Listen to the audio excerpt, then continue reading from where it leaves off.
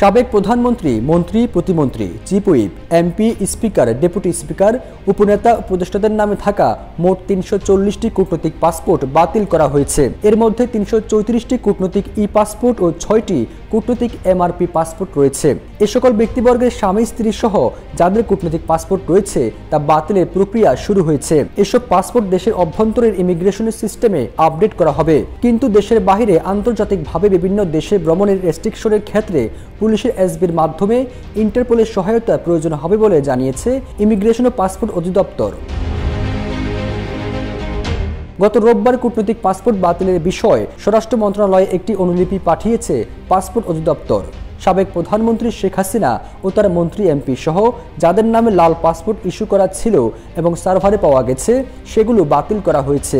সূত্র জানায় ৩৫০ জন এমপি, ৫ জন উপদেষ্টা ও ২ জন টেকনোক্রেট মন্ত্রী সহ মোট ৩৫৭ জনের পাসপোর্টের ব্যাপারে পদক্ষেপ গ্রহণ করা হয়েছে।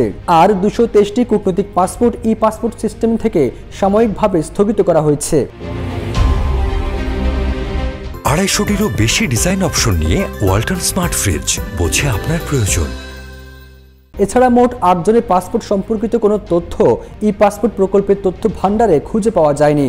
১০ জনের কূটনৈতিক পাসপোর্টের পরিবর্তে সাধারণ পাসপোর্টের তথ্য ই-পাসপোর্ট প্রকল্পের তথ্য ভান্ডারে পাওয়া যায়। কূটনৈতিক পাসপোর্ট গ্রহণের যোগ্য হলেও তারা সাধারণ পাসপোর্ট গ্রহণ করেন। ৫ জনের ই-পাসপোর্ট সংক্রান্ত কোনো তথ্য পাওয়া না গেলেও তাদের এমআরপি সংক্রান্ত তথ্য পাওয়া গেছে।